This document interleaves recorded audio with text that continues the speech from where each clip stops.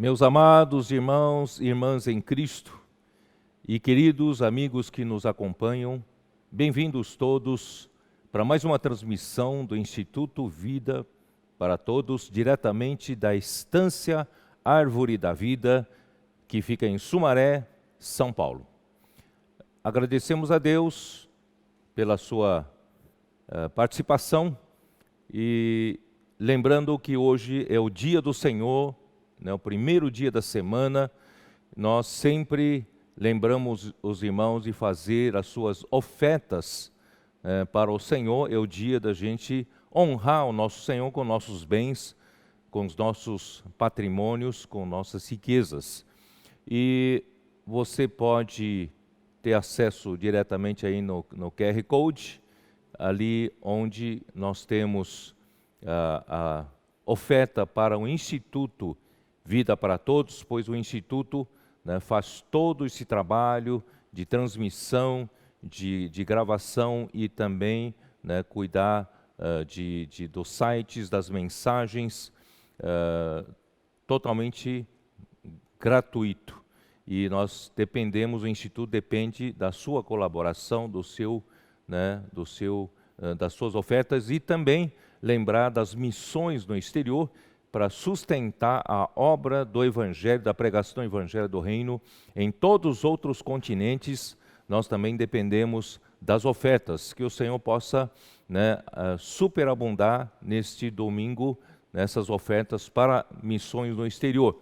E também lembrando que a Estância Árvore da Vida recebe ofertas principalmente para fazer os seus eventos, como não está sendo feito os eventos presenciais, os nossos eventos, assim como o evento passado da Geração Jovem, também da Conferência Geração Santa e da Conferência de Jovens, e graças ao Senhor superabundou as contribuições, e nós também começamos mais uma etapa.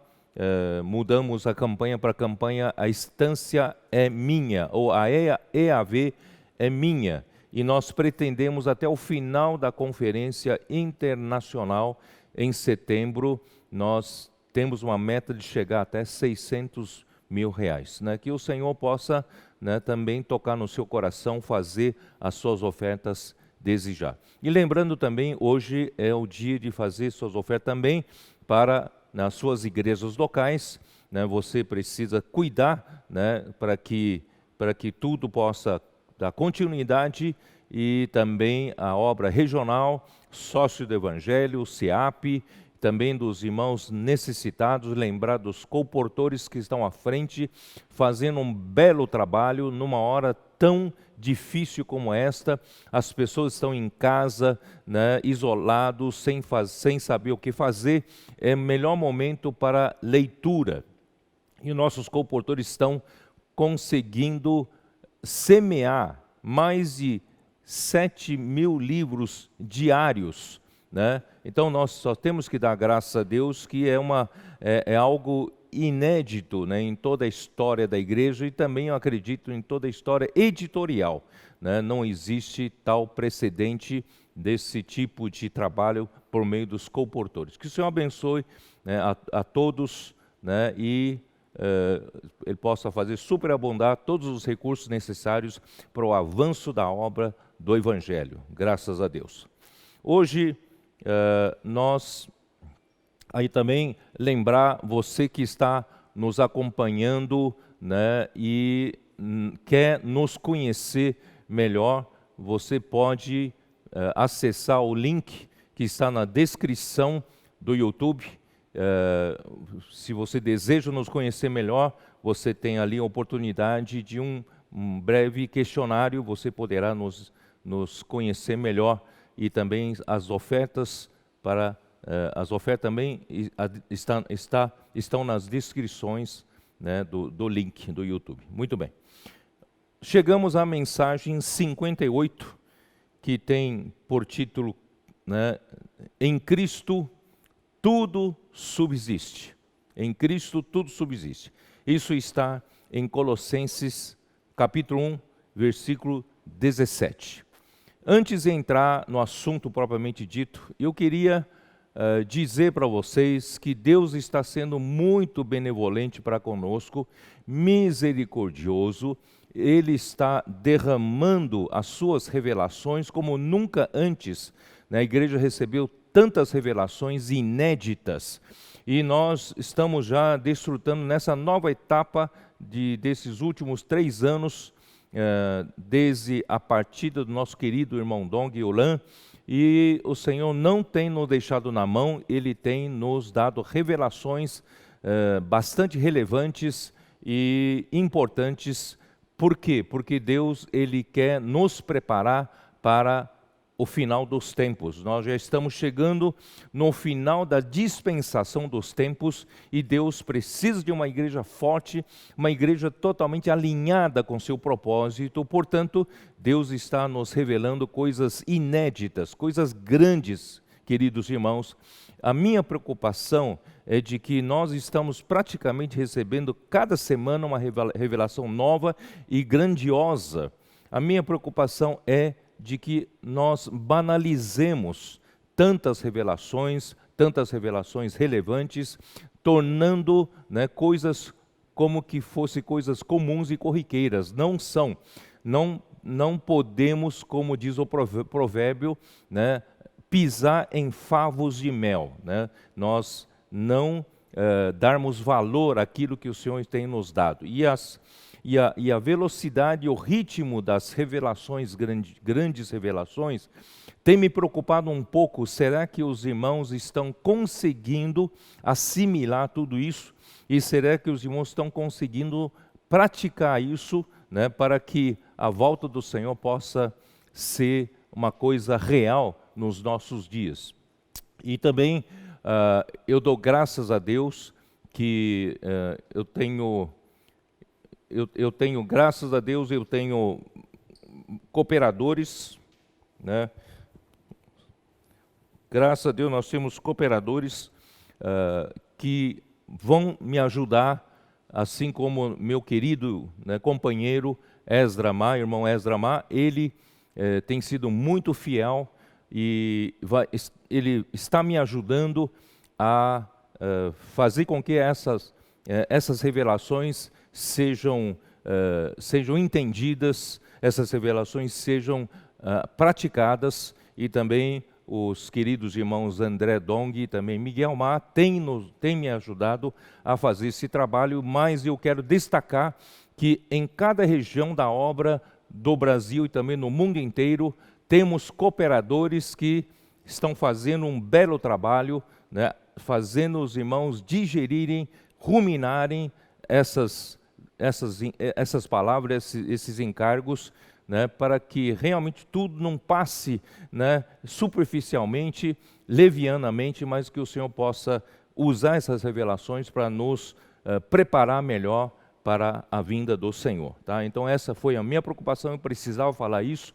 Eu agradeço a todos os irmãos, líderes das igrejas, líderes nas regiões de obra, têm nos ajudado a fazer os irmãos entenderem essas revelações, assimilarem e também praticarem para o avanço do Evangelho do Reino. Muito bem.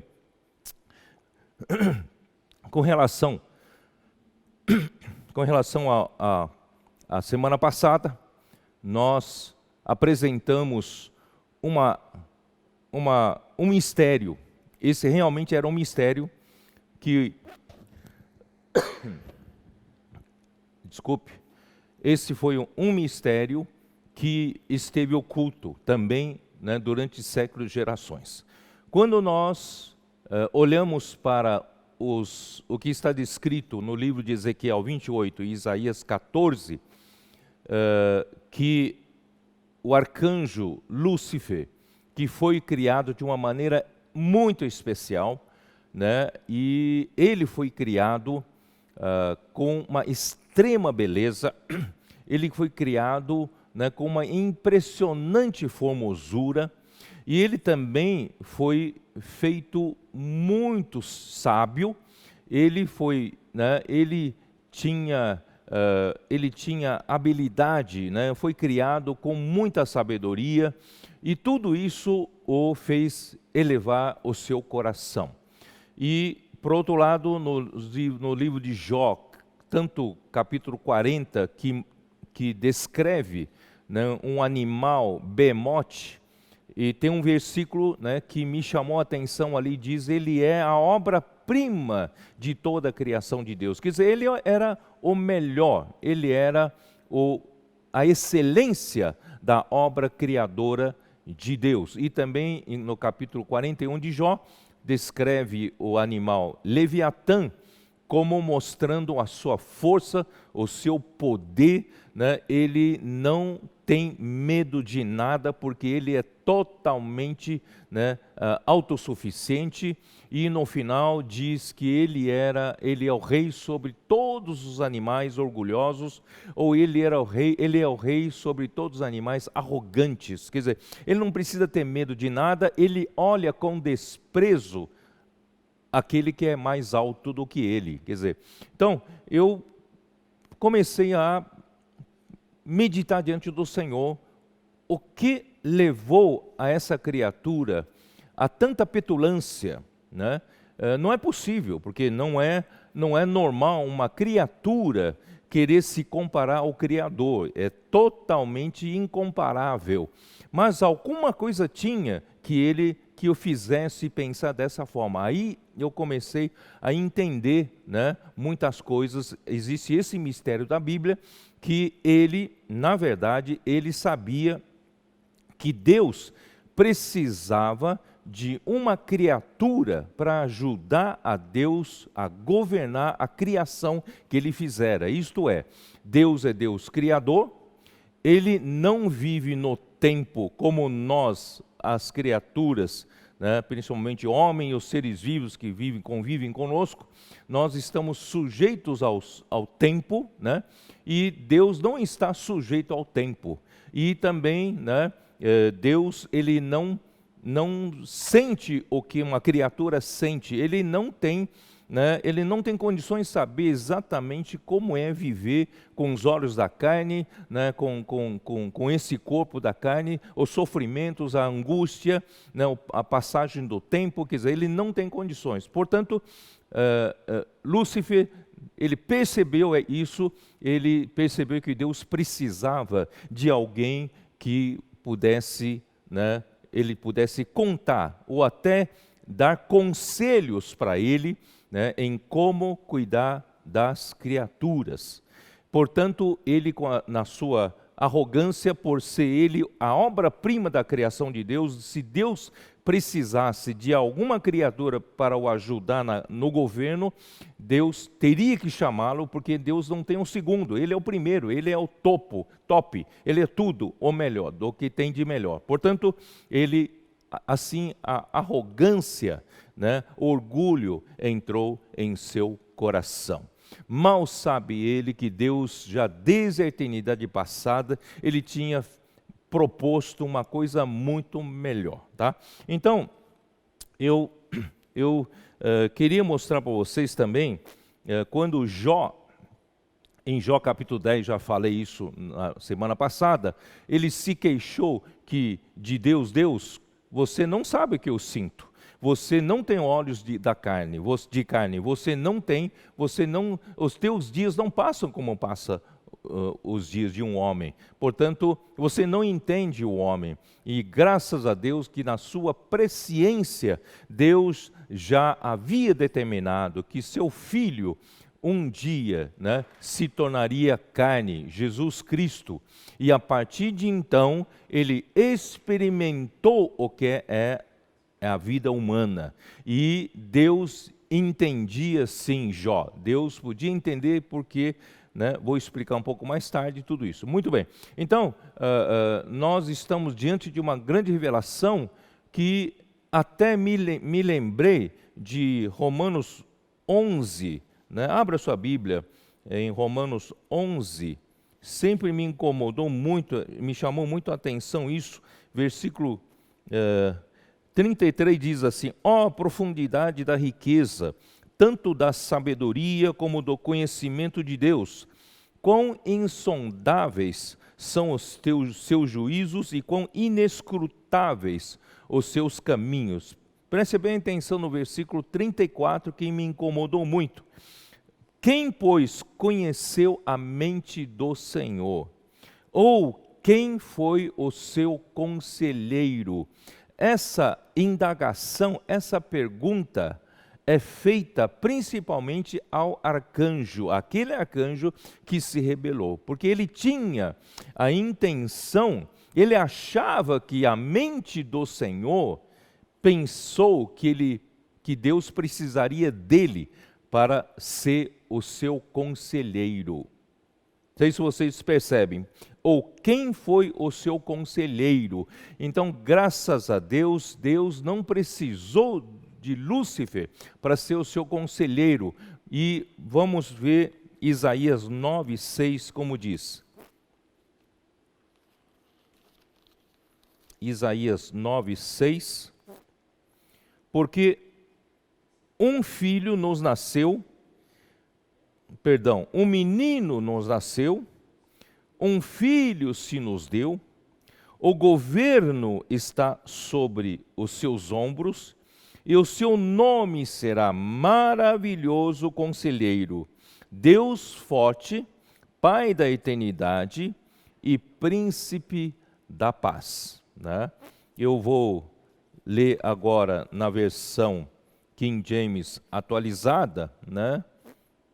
Que diz, Isaías 9:6, que diz assim: afinal, o menino nos nasceu, um filho nos foi concedido, e o governo está sobre os seus ombros. Ele será chamado Conselheiro Maravilhoso, Deus Todo-Poderoso, Pai Eterno, Sar Shalom, Príncipe da Paz. Então, mal sabia Lúcifer que Deus, ele tinha um conselheiro. E esse conselheiro é o seu próprio filho. Em Provérbios capítulo 8, se você quiser, eu não ia ler, mas vamos lá. Em capítulo 8 mostra que o filho foi o seu conselheiro na criação, né? Aqui, ó.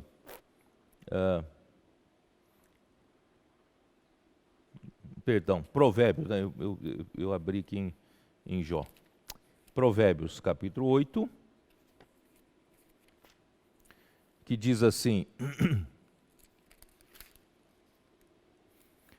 versículo 22, o Senhor me possui como fundamento do seu caminho. Né? O filho, é a própria sabedoria, e o Senhor, o Pai, o possuía como fundamento do seu caminho. Quer dizer, o Pai não contou com Lúcifer como conselheiro, mas contou com seu filho como fundamento do seu próprio caminho, antes mesmo do princípio das suas obras mais antigas. Quer dizer, o filho já existia na eternidade passada, antes de qualquer criação. Fui formada desde a eternidade, desde a origem de tudo, antes de existir a terra. Nasci quando ainda nem havia abismos, quando não existiam fontes carregadas de água. Né?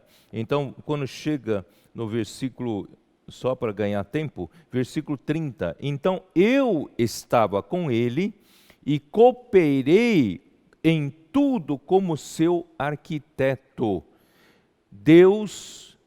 Lúcifer achava que Deus precisava dele fazer tudo, mas Deus já tinha alguém, né, que fez tudo, né, para ele. Então, o filho, desde a criação do mundo, foi o seu arquiteto. Então, Deus não precisa de um outro conselheiro, Deus já tem um conselheiro, o seu filho era o maravilhoso conselheiro. Isso que queria chamar a atenção a vocês. Então Deus pergunta: quem foi o meu conselheiro? Quem é meu conselheiro? Meu conselheiro não é qualquer outra criatura. O meu conselheiro é meu filho, que é a própria sabedoria. Muito bem.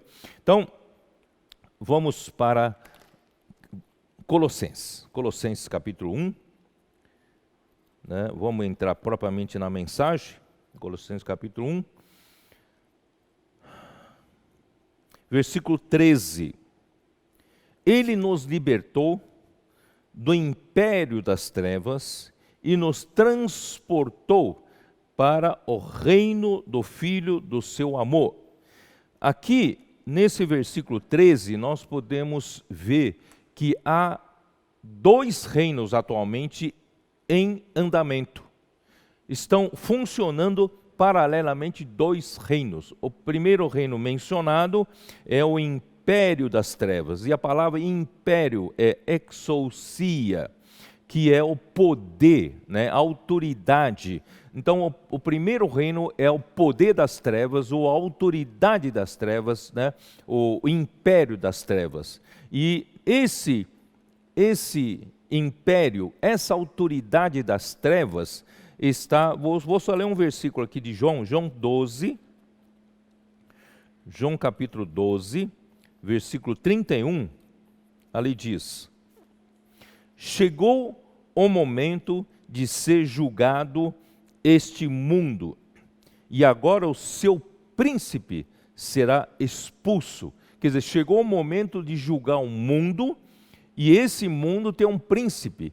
Então, o Lúcifer, que se tornou adversário de Deus, Satanás, e diabo, que é o caluniador, ele é o príncipe, é o rei desse mundo, né? Efésios capítulo 2, versículo 2, nos quais andastes outrora, segundo o curso deste mundo, segundo o príncipe da potestade do ar, do espírito que agora atua nos filhos da desobediência. Então, aqui mostra que nós vivemos num mundo, e este mundo há um curso, assim como o corrente das águas, um curso das águas. E esse mundo tem uma corrente que corre segundo o príncipe da potestade do ar. Ou seja, existe um príncipe do poder do ar, de autoridade do ar. Esse príncipe é Satanás. Então, vou explicar. O arcanjo Lúcifer foi criado de uma forma tão majestosa. Ele foi criado para ser um sacerdote majestoso de Deus, né? Ele foi criado com todas aquelas pedras preciosas, até os seus ornamentos e engastes e joias eram feitos de ouro puro. Então ele foi criado como um grande sacerdote de Deus. E ao mesmo tempo ele era o querubim da guarda de Deus. Ele cuidava das moradas de Deus. Então ele tinha autoridade, foi estabelecido com autoridade, né, delegada por Deus, e essa autoridade delegada por Deus, quando ele se rebelou, ele deveria ter devolvido essa autoridade para Deus, dizer: eu não mereço, eu me rebelei contra você, você que me delegou, agora devolvo. Não, mas ele não fez isso, porque ele era o pai da mentira. Então ele usurpou essa autoridade. Portanto, essa autoridade é clandestina.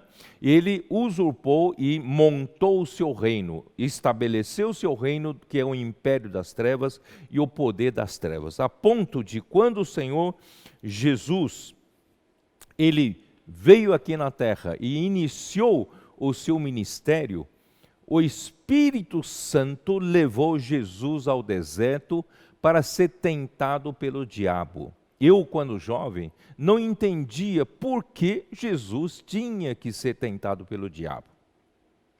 Já que a obra dele não tinha nada a ver com o diabo, e por que o Espírito Santo o levou, né, para ser tentado pelo diabo. Agora, com essa luz toda, eu consigo entender que Satanás, ele queria esse lugar que agora Deus incumbiu ao filho dele, né, ter exercer. Então, o Pai queria, né, apresentar Jesus, que ele escolheu para ser o seu co-rei, para colocar à destra da sua majestade. Ele queria apresentá-lo agora como homem diante do diabo. Então, ali estava, né, eu não sei se é muito adequado falar isso, porque Satanás, ele se apresenta como um candidato para estar sentado à direita de Deus. Mas agora está o verdadeiro candidato que Deus escolheu, que era Jesus, né, o Filho de Deus que se fez homem, estava ali. Então, ali estava frente a frente dois candidatos, entre aspas. E Deus queria mostrar para ele que Deus havia escolhido a Jesus. Então, nas três tentações, em uma das três tentações, principalmente Lucas 4, mostra que Satanás foi ousado em dizer que a autoridade dos reinos desse mundo foi-lhe entregue. E ele dá a quem ele quiser. Quer dizer, uma petulância muito grande. E Deus nunca disputou isso com ele. Não tem problema, você se julga assim, mas o seu reino vai acabar com a vinda do verdadeiro rei do reino dos céus, Jesus. Tá? Então, essa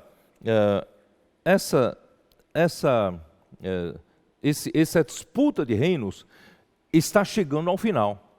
É por isso que nós estamos falando muito, e ontem à noite o irmão Esdras Mar enfatizou novamente, é para isso que Deus está convocando o seu exército. Deus está chamando você para lutar nas fileiras do seu exército de jovens santos. Então, toda luta de reinos, né, acontece batalhas. E nós estamos no meio de batalhas espirituais. E nós queremos estar do lado de Deus e sermos preparados por Deus com toda essa revelação, toda essa palavra profética que Deus está nos dando, visa nos preparar, né, para lutar do lado de Deus. Muito bem. Então, eu queria começar mostrando que essa luta entre dois reinos. Vamos voltar lá para Colossenses capítulo 1, versículo 14. Colossenses 1, 14. No qual temos a redenção, a remissão dos pecados, ou o perdão dos pecados. No Filho amado de Deus, em Cristo, nós temos a redenção. E a redenção é principalmente para o perdão dos pecados. Muito bem.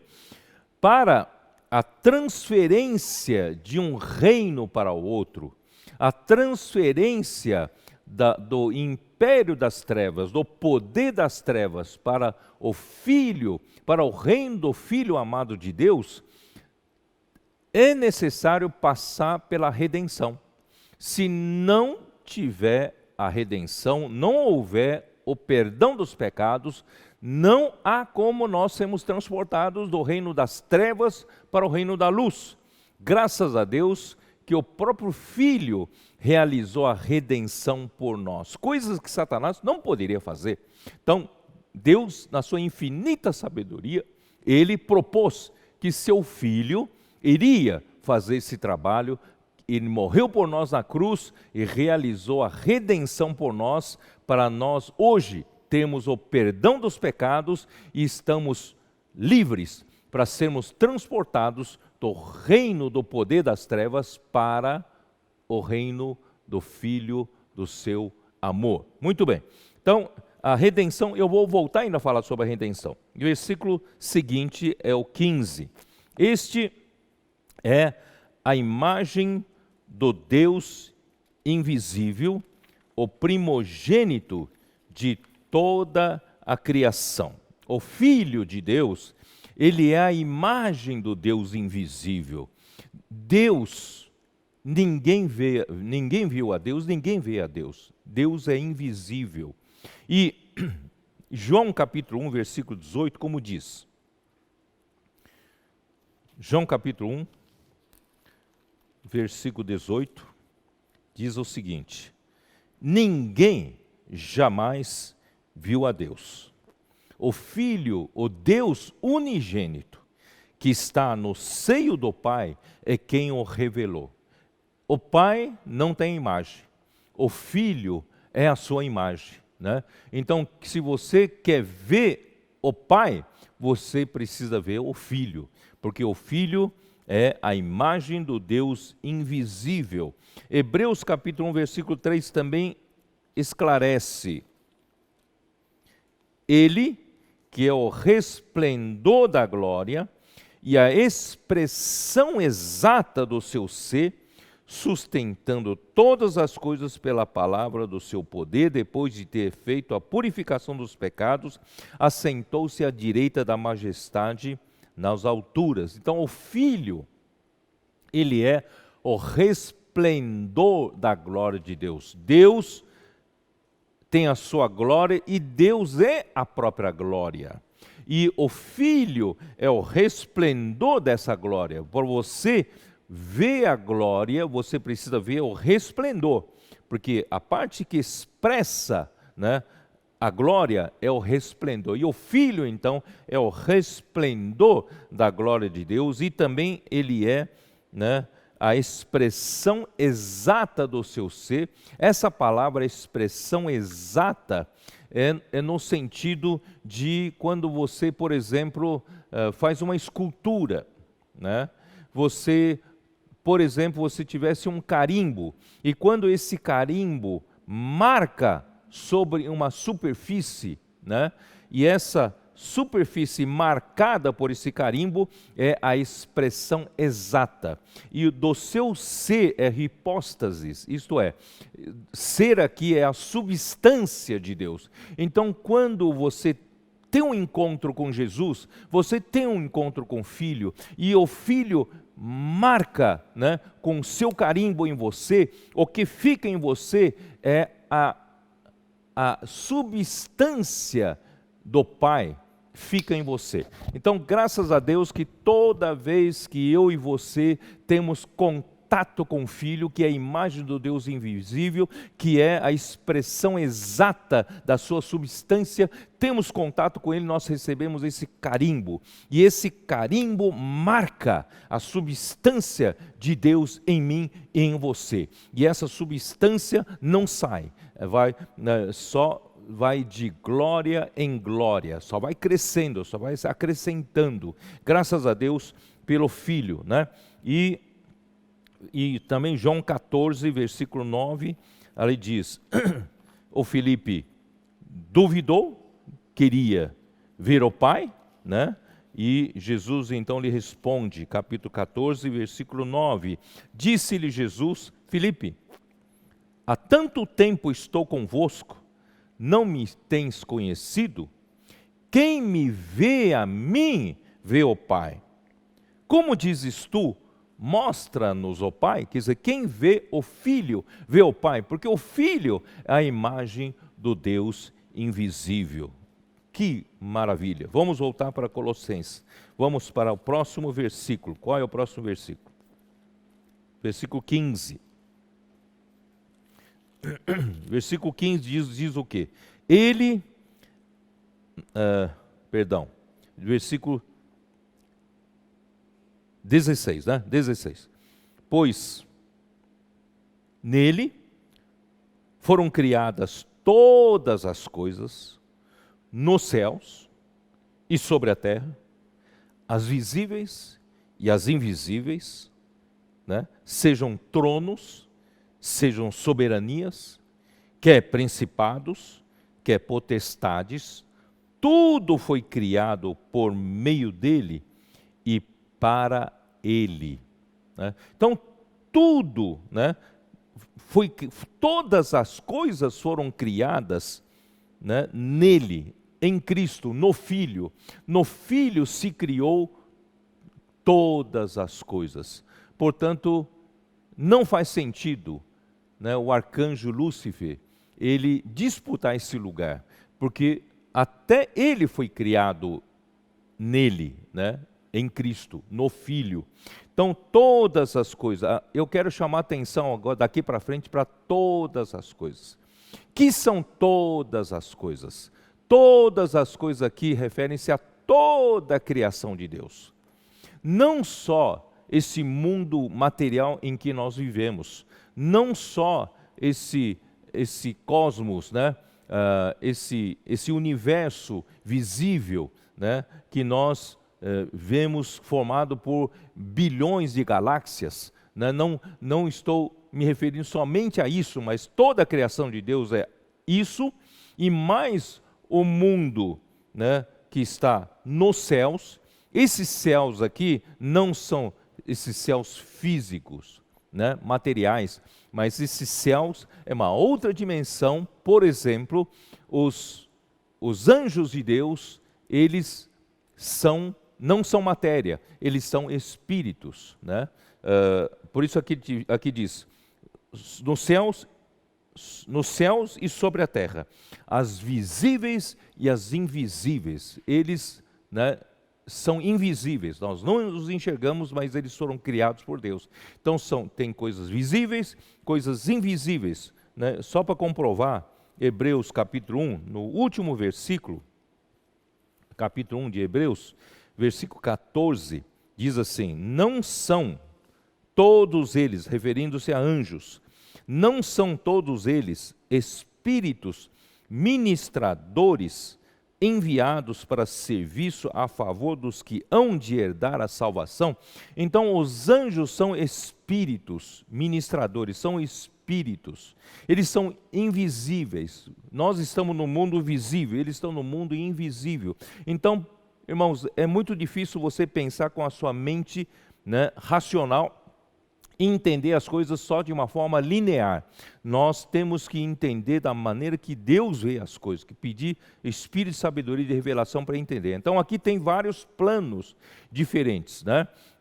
Quer nos céus, quer sobre a terra, quer as visíveis, quer as invisíveis, quer tronos, que sejam soberanias. Certamente aqui, para governar esse universo, Deus tem, né, por exemplo, Apocalipse capítulo 4, ali fala dos 24 anciãos com 24 tronos e com coroas de ouro eles tinham. Quer dizer, certamente, né, há tronos e soberanias que Deus estabeleceu, e principados e potestades, né, que entre os anjos, tanto os anjos bons, né, quanto hoje, né, os anjos que caíram.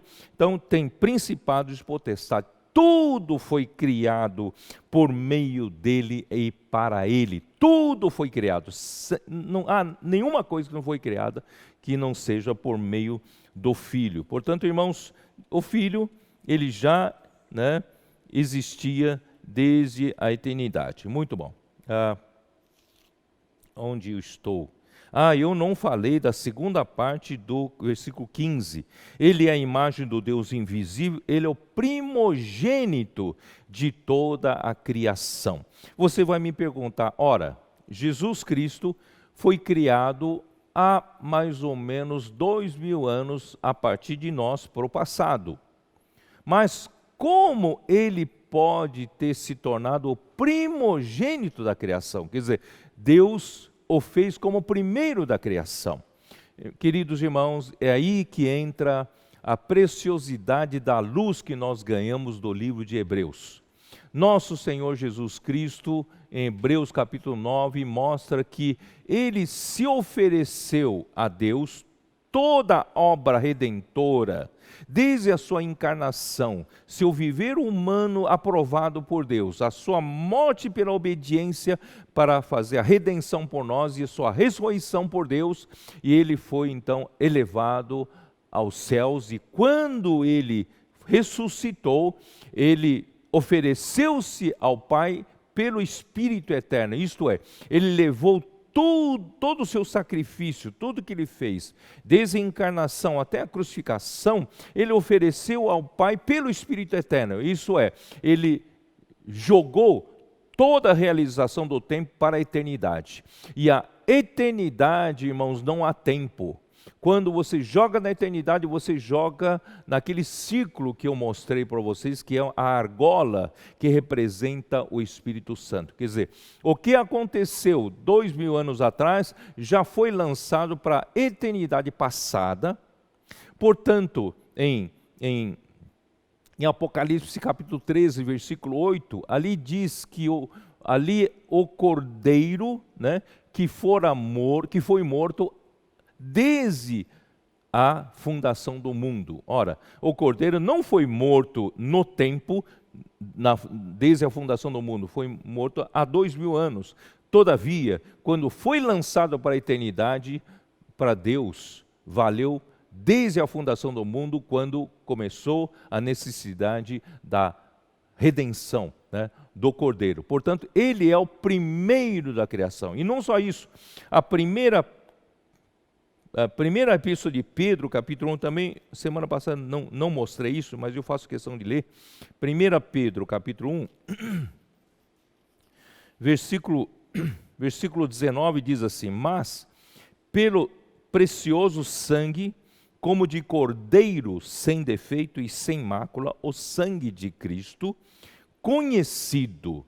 Cristo, esse cordeiro, foi conhecido com efeito antes da fundação do mundo, porém manifestado no fim dos tempos, por amor de vós. Que ele foi manifestado só agora, mas ele foi conhecido antes da fundação do mundo. Portanto, queridos irmãos, o livro de Hebreus é um livro, para mim, é um livro fabuloso, é um livro misterioso, um livro divino. Só podia ser Deus que realmente inspirou alguém para escrever esse livro maravilhoso e hoje está nos dando um entendimento maravilhoso. Então, nosso Senhor, ele se tornou carne há 2000 anos, todavia, ele era o primogênito, né, da criação, né, de toda a criação, justamente porque ele ofereceu-se a Deus pelo Espírito Eterno. Portanto, nós precisamos louvar a Deus por esse arranjo maravilhoso. Nós vivemos num tempo limitado pelo tempo e espaço, mas quando Cristo ressuscitou, ele saiu da limitação do tempo e espaço, ele foi para a eternidade, e ele também ofereceu a Deus tudo que ele fez aqui no tempo e espaço para Deus na eternidade. Graças a Deus, então, ele se tornou o primogênito de toda a criação. Agora eu quero ler com vocês o próximo versículo, que vou começar a explicar uma coisa muito, muito importante. Colossenses 1, versículo 17. Preparem-se para mais uma revelação grande, tá? Versículo 17. Ele é antes de todas as coisas. Vou explicar só aí. Ele é antes de todas as coisas, mostra que o Filho, ele já existia antes da criação, né? Em Provérbios 8, eu li aqueles versículos para provar que Cristo já estava lá quando Deus começou a criar. Então, ele já existia desde a eternidade passada, né? Porque alguns negam a existência de Cristo, né, na eternidade. Isso não é verdade. Muito bem, a segunda parte eu quero entrar com vocês agora, uma boa explicação. Nele tudo subsiste. Nele tudo subsiste. Muito bem. Essa palavra subsiste vem de original da palavra grega sunital. Sunital. Sabe qual a melhor tradução para essa palavra sunital? Ele é aquele que une todas as partes num todo. Ó Senhor Jesus, como é difícil a gente entender. Cristo, ele é aquele que une todas as partes da criação e também com Deus, né? Unindo todas as coisas em um todo. Cristo, ele é o centro de conexão de toda a criação. Por isso que Efésios capítulo 1, versículos 9 e 10 mostra que o mistério da vontade de Deus é fazer todas as coisas convergirem em um só ponto.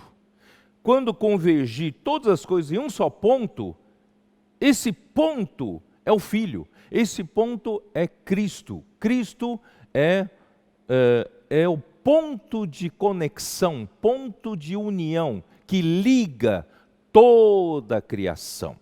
Cria toda a criação. Ó Senhor Jesus, eu não sei se eu vou conseguir explicar para vocês. A nossa mente, ela é limitada porque nós crescemos nesse corpo limitado pelo tempo e espaço. Nós entendemos as coisas linearmente pelo tempo e espaço, né? Por exemplo, ontem, querido irmão Esdra Má falou sobre o encabeçamento de Cristo. Quando eu falo sobre encabeçamento de Cristo, você logo pensa de uma forma linear, né? Cristo encabeçando todas as coisas de uma forma linear. Mas eu quero mostrar para vocês que o encabeçamento de Cristo que Deus deseja realizar é fazer Cristo ser um ponto de união de toda a criação, inclusive com Deus. E essa criação não é somente a criação material em que nós vivemos, nessa terra, nesse universo material. Então nós pensamos que Cristo, né, é o ponto de conexão, ele encabeça todas as coisas linearmente nesse universo em que nós vivemos. Mas nós acabamos de ler no versículo 16 que Deus não só criou esse universo visível, não só criou esse universo material em que nós vivemos, mas Ele também criou o universo invisível. Ele também criou, antes de nós, os anjos, que são os espíritos, né? E Deus também criou o quê? Criou, né, por exemplo, aqui diz,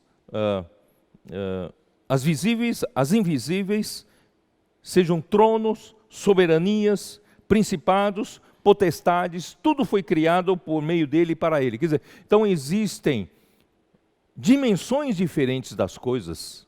As coisas criadas por Deus estão em universos diferentes, em dimensões diferentes, certo? Bom, eu vou ter que explicar da seguinte forma. Por exemplo, o nosso mundo material, o mundo, o universo em que nós vivemos, físico, não é aquilo que você pensa ser. As coisas não são assim também tão linearmente. Vocês sabem que o próprio físico conhecido que faleceu, Stephen Hawking, ele procurava conciliar a teoria de relatividade do Einstein, que explica o seu universo, com a física quântica, que lida, né, as equações que lidam com as partículas subatômicas, né, da física. Mas existe uma lacuna, não conseguem se unir essas duas parcelas da física. E ele estudou a vida toda, né, para achar uma equação única, por isso que ele estava procurando a teoria do todo. Teoria do todo. E ele gastou um bom tempo da sua vida para estudar as singularidades. Que são as singularidades? É exatamente naquele ponto que a física não sabe como aplicar suas leis. Por exemplo, vou explicar para vocês. O nosso Sol é uma estrela. E você sabe que uma estrela, o nosso Sol, nossa estrela, ainda é uma estrela pequena. Existem estrelas gigantescas, muitas vezes maior do que a estrela. E essas estrelas gigantes são candidatos à formação de buracos negros quando morrerem, quando a estrela se acabar. Eu vou explicar para você o que é isso. Por exemplo, uma estrela, é formada por uma nuvem muito grande de gases e principalmente um armazém muito grande de hidrogênio. E essa massa enorme de gases faz com que essa estrela também tenha uma gravidade enorme que puxa todos para o meio, para o centro, e capaz de fazer desabar, esmagar tudo isso. Mas esses gases, como hidrogênio, estão em constante fusão nuclear, né? Por isso que, graças a Deus, hoje nós acordamos, tem um calorzinho do sol, né? E temos a luz do sol. Quem é que faz surgir esse gás, esse calor e essa luz? É a combustão da fusão nuclear do hidrogênio do Sol. Estão queimando bilhões e bilhões de hidrogênio por minuto para nos dar um pouco de calor, para nos dar a luz solar durante o dia. Então, essa fusão nuclear entre os átomos de hidrogênio libera uma energia enorme, que nem aquelas bombas nucleares, vem daí. Então, essa fusão nuclear libera energias enormes e faz um certo equilíbrio de forças entre a força de gravidade que tenta fazê-los desabar e eles liberam essa energia para o exterior. Então, isso mantém, né, a estrela em equilíbrio. E quando a estrela envelhecer, depois de bilhões de anos, o hidrogênio é totalmente consumido para transformar em hélio.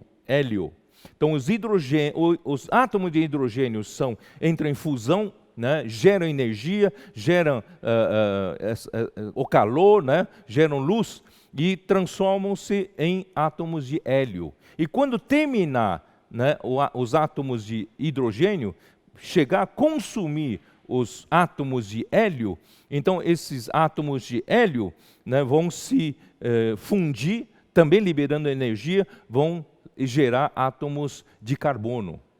E se esses átomos de carbono também entrarem em fusão para servir de combustível, vai chegar aos átomos de oxigênio. E depois disso, no final da cadeia, vai chegar nos átomos de ferro. Portanto, só que quando chega para a fusão nuclear para gerar átomos de ferro, já não liberaria tanta energia. Então, perderia esse equilíbrio e essa estrela, né, chegou na sua idade final, desaba pela força da sua própria gravidade. E essa estrela, que era enorme, ela se torna, claro, primeiro, né, eu não vou explicar tudo, primeiro se expande violentamente e depois desaba. E se torna em um volume minúsculo. Você imagina toda aquela massa do Sol, da estrela, se tornar em uma bola de beisebol, por exemplo, né? Então, imagina quanto pesaria, quanto de massa teria essa bola de beisebol, né, que era de toda uma estrela. Por exemplo, né, os físicos fizeram uma conta. Se a Terra fosse uma estrela, o resultado final dessa condensação, né, em um volume pequeno, é no tamanho de um amendoim, né? De um tamanho de 1 a 2, né? Chegaram a calcular que dá 1,7 centímetros. Imagina só, com a massa da Terra concentrada, né, em 1,7 centímetros de amendoim, uma bolinha desse tamanho, você imagina quanto não pesaria, estou usando a palavra para leigos, quanto não pesaria esse grão de amendoim que teria a massa de toda a Terra. Portanto, o que acontece? Aí acontece a deformação, né, de toda o tecido do tempo e espaço. Vou mostrar para vocês aqui na figura, né, tem um slide que mostra que é um buraco negro. Dá uma olhada. Posso indicar aqui, né? O buraco negro é isso aqui, ó. Isso aqui é um buraco negro, tá? E eu vou explicar. Toda a matéria que passa por esse buraco negro é sugado por esse buraco negro. Até a luz, que é uma onda eletromagnética, quando passa, esse buraco negro absorve, suga, e você não vê essas coisas sugadas por outro lado, simplesmente desaparecem, tá? Então, mostra uma outra figura, a próxima, né?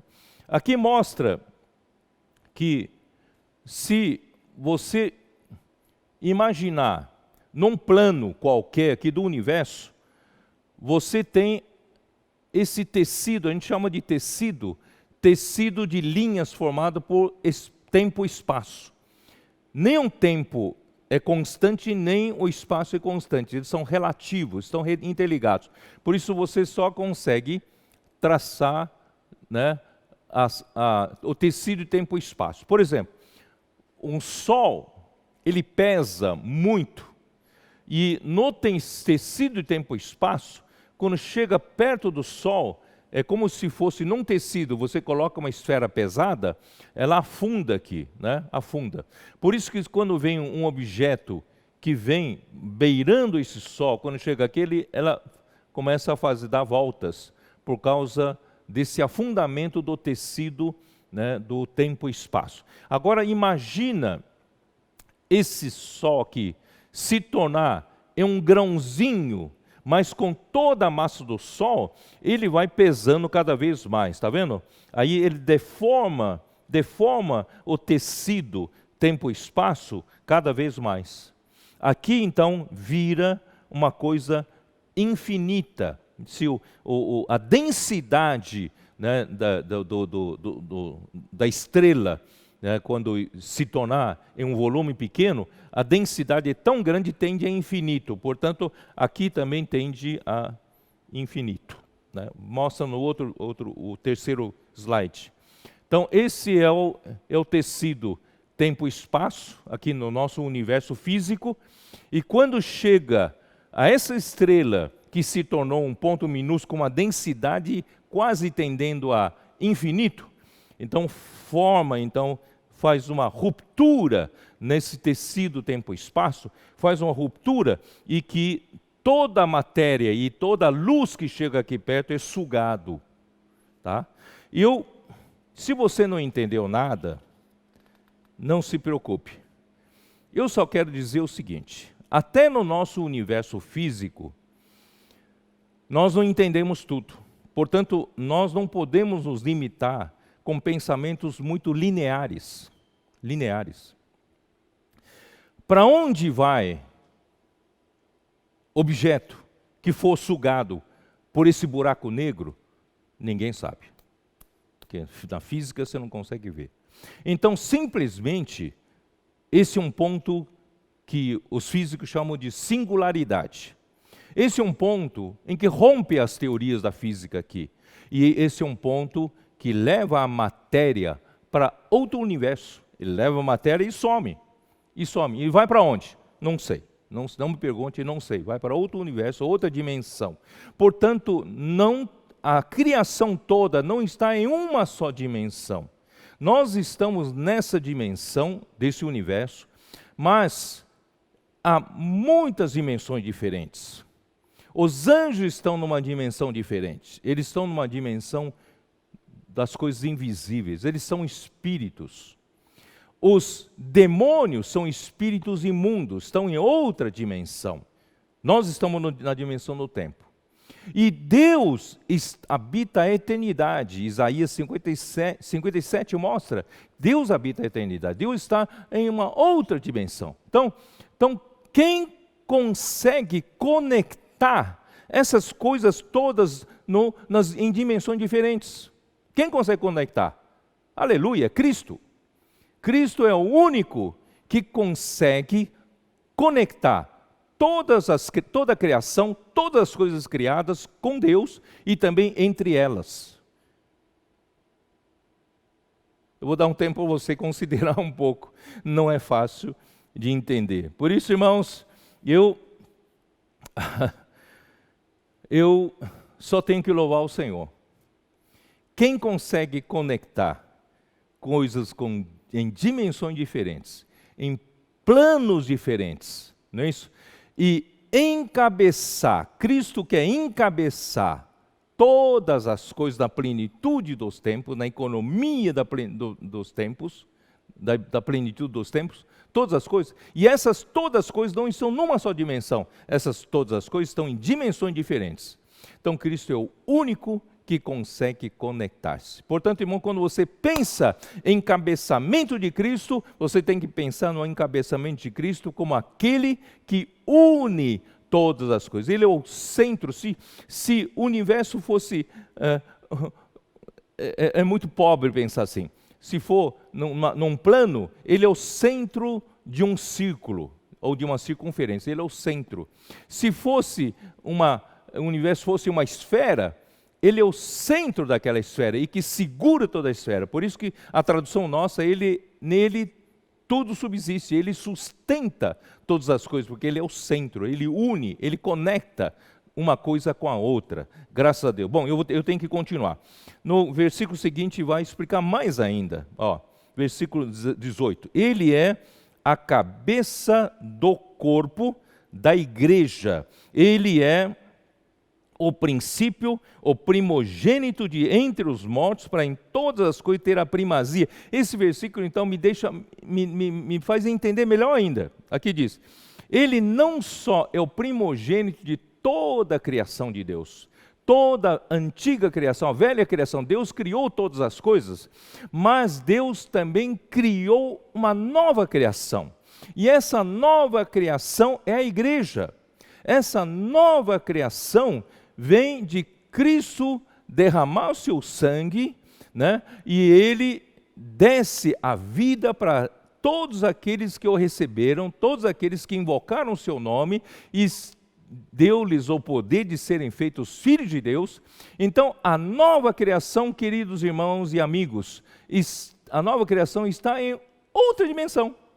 Eu já estava falando da dimensão, né, dos visíveis, dos invisíveis, né, dos anjos, de nós e outras coisas, e até Deus. E a nova criatura, a nova criação, está em outra dimensão. Provavelmente está na dimensão de Deus. E Cristo também une, né, essa nova dimensão. Por quê? Porque ele é o primeiro a ressuscitar dentre os mortos. Ele é o primogênito de entre os mortos. Então, ele não só é o primogênito de toda a criação, ele também é o primogênito da nova criação, para em todas as coisas ter a primazia. Qual é o sentido de Cristo conectar todas as coisas? Cristo ser o centro de todas as coisas. É para ele ter a primazia. Ele ter um encabeçamento. Dele é a autoridade sobre todas as coisas, não só as visíveis, as invisíveis, né, os principados, potestades, tronos, soberanos, né, as coisas sobre a terra, as coisas dos céus, mas também a velha criação e a nova criação. Cristo precisa ter primazia em tudo. Aí, versículo 19, porque aprouve a Deus que nele residisse toda a plenitude. Queridos irmãos, é mais do que a gente imagina, ó Senhor Jesus. E eu tenho até dificuldade de explicar para vocês. Cristo não só, ele é o centro conector de toda a criação, ele também é o centro, né, que conectou também a nova criação. E não só isso, né, ele então, ele agora, né, Deus deseja fazer dele o quê? A própria plenitude de todas as coisas. Ele não só, se fosse numa circunferência, como eu disse, pensar num bidimensional, Cristo não somente é o centro, mas ele é a própria área do círculo. Ele é tudo, a plenitude. Se fosse uma esfera, Cristo não só é o centro da esfera, mas Cristo é o próprio volume da esfera, é o conteúdo da esfera. Cristo é tudo nessa esfera. É isso que Deus está fazendo com Cristo. Vocês estão entendendo? Então, e muito mais, e conectar todas as coisas em dimensões diferentes, e até na nova criação, Cristo poder ser o cabeça, ter a primazia em todas as coisas, e Cristo também precisa, Deus quer fazê-lo a plenitude, Ele ser tudo, né, em todas as coisas. Por isso, irmãos, eu louvo ao Senhor para Colossenses também, capítulo 3, versículo 11. Primeiramente, Ele quer fazer isso na igreja, a igreja que Ele redimiu, a igreja que Ele efetuou o perdão dos pecados. Aqui diz, no qual não pode haver grego nem judeu, circuncisão nem incircuncisão, bárbaro, cita, escravo, livre, porém... Na igreja Ele quer fazer esse trabalho. Não tem você e eu, brasileiro, chinês, homem, mulher. Deus quer fazer de nós, da sua igreja, a plenitude. Quer dizer, Cristo é tudo em todos. É uma grande revelação. Cristo não só é o centro conector, Cristo também é a plenitude. Cristo é tudo. Então Ele quer ser tudo em todos. E quando Ele terminar todo o trabalho aqui e colocar todos os inimigos debaixo dos seus pés, Ele vai entregar o reino para Deus Pai. Para quê? 1 Coríntios capítulo 15.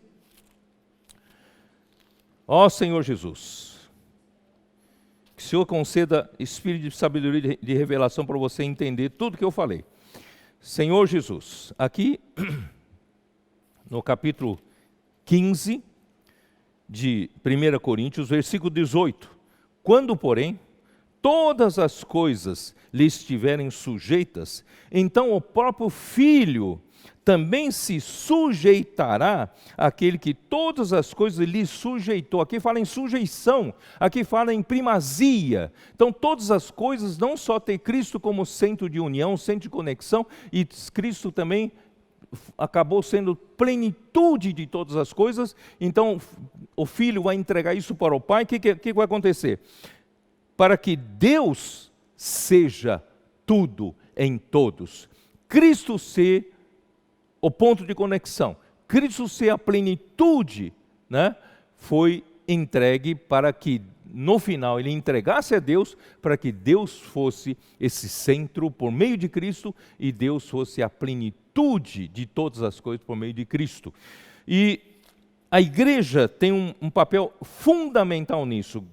Efésios capítulo 1, versículo 22, que diz assim: e pôs todas as coisas debaixo dos pés, e para ser o cabeça sobre todas as coisas, que ele não tinha intenção de ser apenas o cabeça na igreja, ele quer ser o cabeça sobre todas as coisas, mas a igreja é o meio pelo qual ele vai fazer isso, tá? Ou deu a igreja, a qual é o seu corpo, a plenitude daquele que a tudo enche em todas as coisas. O desejo de Deus é que numa situação normal, Cristo tenha encabeçamento, tenha primazia, mas Cristo também, o quê? Ele encha todas as coisas, Ele encha toda a criação, Ele encha toda a nova criação, primeiramente começando pela nova criação, no fim Ele quer encher toda a criação. Ó Senhor Jesus. Então, e a igreja será a plenitude desse que a tudo enche em todas as coisas. Nós teremos um papel fundamental nessa plenitude final. Mas para isso, vocês vão ter que me aguentar mais um pouquinho, né? Colossenses 1, não terminei. E tem uma coisa muito importante para terminar aqui para vocês. Ó Senhor Jesus. Versículo 20. E que, havendo feito a paz pelo sangue da sua cruz, e por meio dele, reconciliasse consigo mesmo todas as coisas. Aqui não fala reconciliasse consigo mesmo a igreja.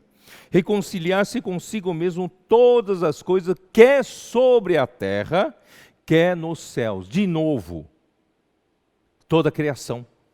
Deus, então, por meio do sangue da cruz de Cristo, Ele reconciliou todas as coisas, né, consigo mesmo. Em outras palavras, para que Cristo pudesse conectar todas as coisas, para que Cristo pudesse ser a plenitude de todas as coisas, Ele precisa primeiro efetuar a redenção.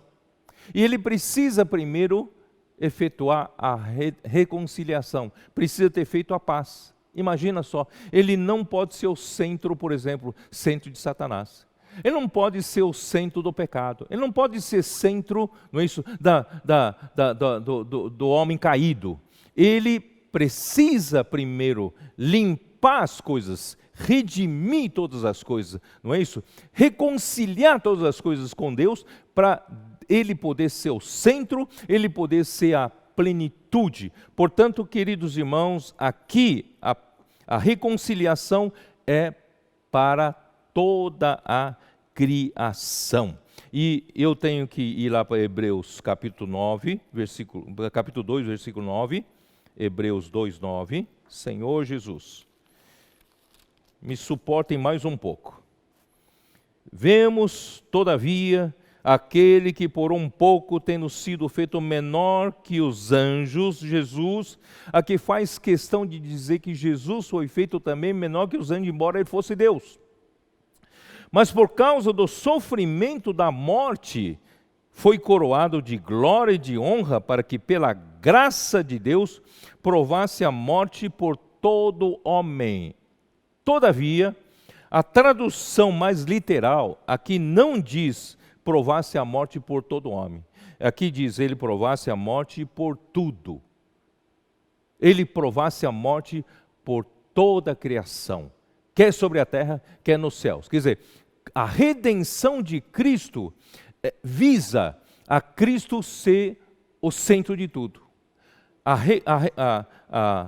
redenção de Cristo visa Deus poder, por meio do sangue de Cristo, reconciliar-se consigo mesmo todas as coisas, para que todas as coisas pudessem ser reconectadas com Cristo e encabeçadas por Cristo. Então, para isso, precisa haver uma redenção. A redenção da igreja é uma coisa, mas a redenção de todas as coisas visa conectar todas as coisas e para que Cristo seja tudo em todos. Muito bem. Então, eu, na verdade, corri um pouco, mas ainda preciso terminar aqui para vocês. Aqui, ó. A Arca de Noé, não só, Hebreus capítulo 11, versículo 7, diz o seguinte: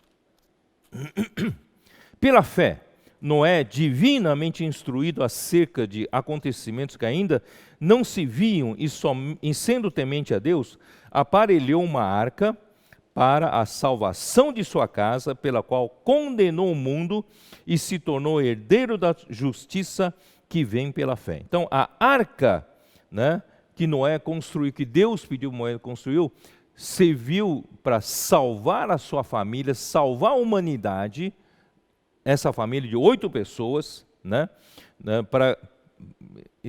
que representa o próprio Cristo, né, pela sua redenção, né, salvou essa família. Mas, se você for para Gênesis 7, você vai ver que Deus não estava preocupado só em salvar a família de Noé. Né, Gênesis 7, versículo 13.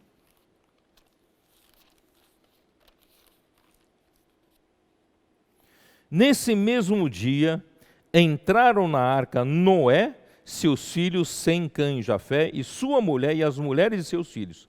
Eles e todos os animais segundo as suas espécies, todo o gado segundo as suas espécies, todos os répteis que rastejam sobre a terra segundo as suas espécies, todas as aves segundo a sua espécie, todos os pássaros e tudo que tem asa de toda a carne em que havia fôlego de vida, aquele que respira, né, entraram de 2 em 2 para Noé na arca.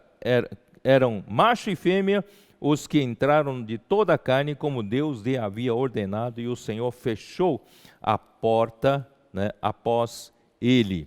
Agora vai para o capítulo 9, versículo 12. Quando eles saíram da arca, Deus então fez uma aliança que nunca mais destruirá a raça humana com dilúvio. Né? Versículo 12 diz assim: disse Deus, esse é o sinal da minha aliança que faço entre mim e vós. Presta bem atenção, aqui diz, e entre todos os seres viventes que estão convosco, para perpétuas gerações. Então a aliança que é o arco-íris, que Deus estabeleceu com Noé, não foi só para a humanidade, com a humanidade e para todos os seres viventes. Aqui diz, porém nas nuvens o meu arco será por sinal da aliança entre mim e a terra. Portanto, queridos irmãos, Deus deseja conectar todas as coisas em Cristo. Deus precisa redimir todas essas outras coisas, né? Deus precisa conectar, Deus precisa fazer Cristo ser tudo, né? A plenitude sobre todas as coisas. Portanto, meus queridos irmãos, Deus precisa muito de você. Por quê? Eu vou terminar aqui com Romanos 8. Romanos 8. Ó Senhor Jesus. Eu estou correndo, mas eu espero que o Espírito possa abrir a revelação, entendimento, os olhos do seu coração. Porque Deus primeiro se preocupa com a redenção da sua igreja, redenção, né, dos filhos de Deus. Porque a redenção dos filhos de Deus vai dar como consequência a redenção de toda a criação. Tá? Então vou ler aqui para vocês vão começar a entender. Versículo 19. A ardente expectativa da criação aguarda a revelação dos filhos de Deus. A revelação dos filhos de Deus, quer dizer, quando chegar a filiação, a plena filiação, os filhos de Deus chegaram ao nível de serem herdeiros de Deus, maduros e prontos para herdar toda a herança de Deus, que é a glorificação. O processo de glorificação chegou ao final. Pois a criação está sujeita à vaidade, não voluntariamente, mas por causa daquele que a sujeitou. A criação ainda não pode, né, estar totalmente conectada com Cristo, encabeçada por Cristo, por causa disso. Na esperança, eles têm uma esperança de que a própria criação será redimida, precisa de redenção. A criação será redimida do cativeiro da corrupção para a liberdade da glória dos filhos de Deus. Isto é, quando os filhos de Deus forem glorificados, foram libertos da corrupção, foram redimidos totalmente, nós vamos também redimir toda a criação, conectar com Cristo, Senhor Jesus, porque sabemos que toda a criação a um só tempo geme e suporta angústias até agora, e não somente ela, mas também nós que temos as primícias do Espírito, igualmente gememos em nosso íntimo, aguardando a filiação, a redenção do nosso corpo. É a última coisa, Deus a nos redimir, para que nós possamos ser conectados totalmente com Cristo, porque esse corpo carnal não pode ser conectado. Portanto, Deus precisa fazer a redenção do nosso corpo, a transfiguração do corpo, a glorificação do nosso corpo, para finalmente Deus conectar-nos totalmente em Cristo. E assim conectaria também, redimiria toda a criação. Tudo será conectado com Cristo e Cristo será tudo em todos. Eu espero que você tenha entendido, dentro da limitação que eu tenho tempo aqui para falar com vocês, mas é uma outra grande revelação que eu falei, várias revelações que eu falei na mensagem de hoje. Eu espero que você valorize isso, rumine bem cada ponto, e vá diante do Senhor, o Senhor vai te dar entendimento, porque isso tem primordial importância em trazer o reino de Deus de volta. Essa disputa de reino, Deus está nos fazendo ver a artimanha de Satanás, né? O que ele quer fazer, como ele é, e nós também vemos para onde Deus quer nos levar. O Senhor nos tire da mente cartesiana, da mente mental, pensar tudo de uma forma muito simplificada, muito linear, mas, irmãos, Deus quer nos levar para pensar como Deus pensa, ver como Deus vê. Eu já disse para vocês, um certo dia, aqui mesmo na estância, andando, né, fazendo exercício, eu falei para Deus o seguinte: Senhor, me faça como Paulo, me arrebata ao terceiro céu, me dê uma chance de dar uma olhada no céu, ao cenário do céu, é só um segundo, eu volto, eu devo voltar diferente. O Senhor falou: não precisa, você já tem um céu no seu espírito, o seu espírito já tem uma porta aberta para o céu.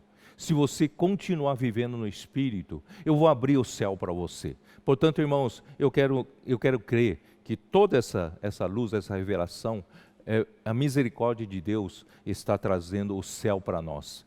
E ver como o céu vê, ver como Deus vê. Nós entendemos as coisas que estão na Bíblia como Deus assim quer revelar. Que o Senhor nos abençoe, tenha misericórdia de cada um de nós. Nós somos simples carne, mas Deus aprove a Ele revelar isso para nós. Não nos torna mais orgulhosos, pelo contrário, nos torna mais comprometidos com responsabilidade. Deus abençoe a sua igreja. Senhor Jesus, abençoa a tua igreja. Senhor, abençoa, Senhor, faz com que todas essas revelações maravilhosas que o Senhor nos tem dado, sejam úteis na preparação da tua igreja para essa disputa dos reinos, para a vitória final. Portanto, querido Senhor, se eu possa, Senhor, lembrar de cada família que está em isolamento, Senhor, a saúde deles, também a necessidade de cada um, tanto física, emocional e também espiritual. Senhor Jesus, não nos deixe perder o foco, nós queremos estar com foco, concentrados, Senhor, na Tua vinda, no Teu reino, Senhor, no nosso preparo. Senhor Jesus, Tu queres ser o centro, Deus quer fazer de Cristo o centro de todas as coisas, conectar toda a criação com Deus e até mesmo a nova criação. E também Deus também quer fazer Cristo plenitude de todas as coisas, para que Cristo seja tudo em todos, para que no final Deus seja tudo em todos. Só temos a te louvar, o teu propósito, Senhor, é insondável. Senhor, a tua sabedoria é infinda. Por isso, baixamos nossa cabeça, também ajoelhamos, Senhor, diante de Ti, e a nossa língua confessa que Jesus Cristo é o Senhor. Em nome de Cristo, eu faço essa oração. Senhor, abençoe a todos. Amém.